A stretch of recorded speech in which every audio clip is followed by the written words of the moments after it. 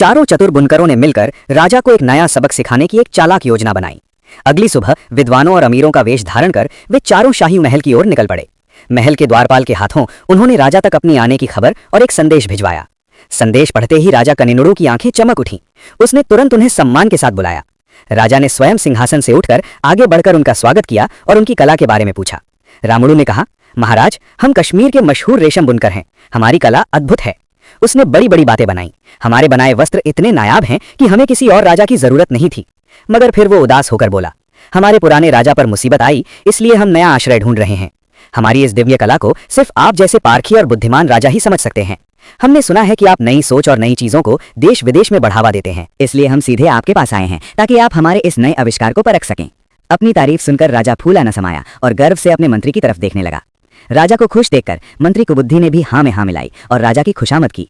राजा ने उत्सुकता से आगे होकर पूछा, बताइए, आखिर आपकी बुनाई में ऐसी क्या विशेष बात है? रामुड़ू ने बताया, हमें ये दिव्य वस्त्र तैयार करने में पूरे 6 महीने का समय लगेगा। जब वस्त्र बन जाएंगे तो आपको एक भव्य शाही जुलूस के साथ उन्हें लेने आना होगा। इन्हें पहनने वाले दंपत्ति को तेजस्वी पुत्र की प्राप्ति होगी, ये हमारा वादा है। लेकिन याद रहे, ये वस्त्र पापियों और नाजायज संतान को दिखाई नहीं देंगे, ये अदृश्य रहेंगे। अगर आप शर्तें मंजूर नहीं करते तो हम किसी और राजा के पास चले जाएंगे। देवताओं जैसे जादुई वस्त्र पाने के लिए राजा का लालच और उत्साह बढ़ गया। राजा ने आदेश दिया, पैसे की चिंता मत करो, खजाना खोल दिया जाए, बस ये काम होना चाहिए। सेवकों ने सोने की मोहरों से भरी थालियां उन धोखेबाज बुनकरों को सौंप दी। गेस्ट हाउस में पहुंचते ही उन्होंने काम का सामान कोने में फेंका और दावत उड़ाने लगे।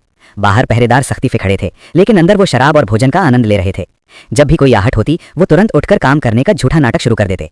2 महीने बाद राजा ने अपने गांव के अधिकारियों को काम की प्रगति देखने भेजा। बुनकरों ने अंदर से नाटक किया कि वो बहुत व्यस्त हैं और बात भी नहीं कर सकते। थोड़ी देर बाद दरवाजा खुला और उन्होंने इशारे से अधिकारियों को अंदर आने दिया। एक बुनकर खाली चरखा घुमा रहा था, ऐसे जैसे वो बारीक से बारीक सूत काट रहा हो। दूसरा हवा में ही हाथ घुमाकर धागा लपेटने का शानदार अभिनय कर रहा था। रामुड़ू खाली करघे पर बैठा था, पूरी गंभीरता के साथ, पर वहां कोई धागा नहीं था। वो हवा को ऐसे छू रहे थे और परख रहे थे मानो वो दुनिया का सबसे मुलायम रेशम हो। अधिकारी अंदर आए और हैरानी से आंखें फाड़ कर देखने लगे। उन्हें वहां कुछ दिख नहीं रहा था। बुनकर ने पूछा, देखिए कितना मुलायम है। अधिकारी घबरा गया और पसीना पोंछने लगा। उसने सोचा, अगर मैंने कहा नहीं दिखा तो लोग मुझे पापी समझेंगे, इसलिए वो झूठ बोला। वापस जाकर अधिकारी ने राजा को बताया कि वस्त्र बेहद खूबसूरत और अद्भुत बन रहे हैं। कुछ दिन बाद बड़े मंत्री भी गए, पर उन्हें भी वहां खाली करघों के सिवा कुछ नहीं दिखा। अपनी बदनामी और पद जाने के डर से सबने यही कहा कि कपड़े वाकई में दिव्य हैं। पूरे नगर में इन अदृश्य और जादुई कपड़ों की चर्चा और अफवाहें फैलने लगी। राजा अब बेचैन हो रहा था। वो खुद उन चमत्कारी वस्त्रों को अपनी आंखों से देखना चाहता था। आखिर 6 महीने बाद खबर आई कि देवताओं वाले वस्त्र बनकर तैयार हैं। राजा ने खुशी से दरबार में घोषणा की, हम इन्हें जल्द ही धारण करेंगे। राजा ने संदेशवाहक से पूछा, इन पवित्र वस्त्रों को पहनने की विधि क्या है? जवाब मिला कि हाथी पर सवार होकर दान पुण्य करते हुए शाही ढंग से आइए। राजा ने आंखें बंद कर सपना देखा कि वो नए कपड़ों में कितना शानदार लगेगा। रानी को भी साथ आने को कहा गया, क्योंकि ये देवताओं के वस्त्र थे, पुरुष देख सकते थे। राजा अपने नए रूप और दुनिया में अपनी नई पहचान को लेकर बड़ा उत्साहित था।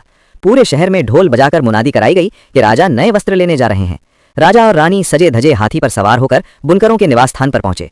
बुनकरों ने दरवाजे पर खड़े होकर बड़े आदर और झुककर उनका स्वागत किया। राजा ने खुश होकर बची हुई रकम और हीरे जवाहरात उन्हें सौंप दिए।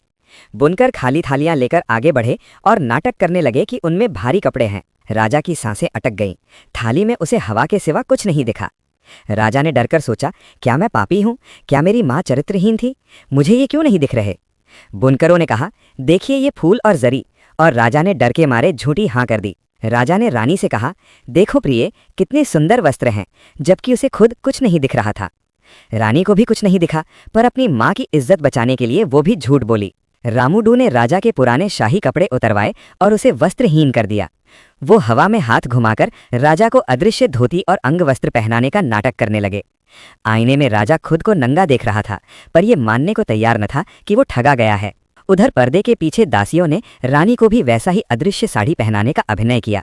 जब रानी बाहर आई, वो केवल अपने गहनों में थी, पर दरबार में सब चुप रहे। राजा मन ही मन दुखी था कि उसे अपने पापों के कारण ये दिव्य कपड़े नहीं दिख रहे। नंगे बदन ही राजा और रानी हाथी पर सवार हो गए। ये एक अजीब नज़ारा था। जुलूस निकला, लोग उन्हें देखकर दंग रह गए।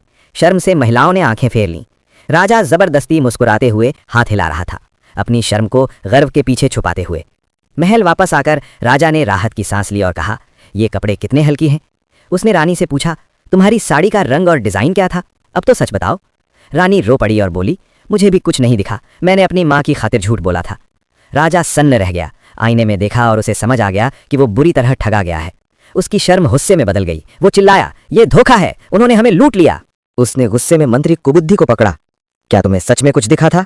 सच बोलो। मंत्री गिड़गिड़ाया। नहीं महाराज, मैंने भी झूठ बोला था, मुझे कुछ नहीं दिखा। राजा ने तुरंत सैनिकों को आदेश दिया, जाओ और उन धोखेबाज बुनकरों को पकड़ कर लाओ। जब सैनिक वहां पहुंचे तो घर खाली था। वो चालाक चिड़िया उड़ चुकी थी। वहां मेज पर सिर्फ एक कागज का टुकड़ा मिला जो सैनिकों ने राजा को लाकर दिया। मंत्री ने कांपते हुए हाथों से वो खत पढ़ना शुरू किया। सब शांत थे।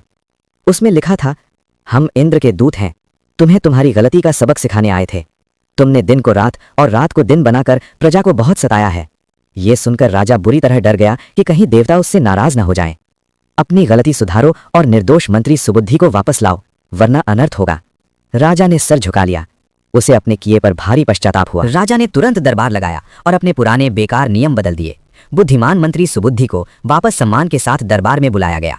राज्य में फिर से शांति और खुशहाली लौट आई। लोग चैन से जीने लगे। कहानी खत्म कर मणिसिद्ध ने कहा, गोपाल, सूरज ढल रहा है, अब चलने का समय है। गोपाल ने अपना बोझ उठाया और वो अगली मंजिल की ओर बढ़ चले। ओंकार का जाप करते हुए वो घने जंगल से गुजरने लगे, नई सीख के साथ। रात हुई और अगले पड़ाव पर नई कहानी सुनाने का वक्त हो गया।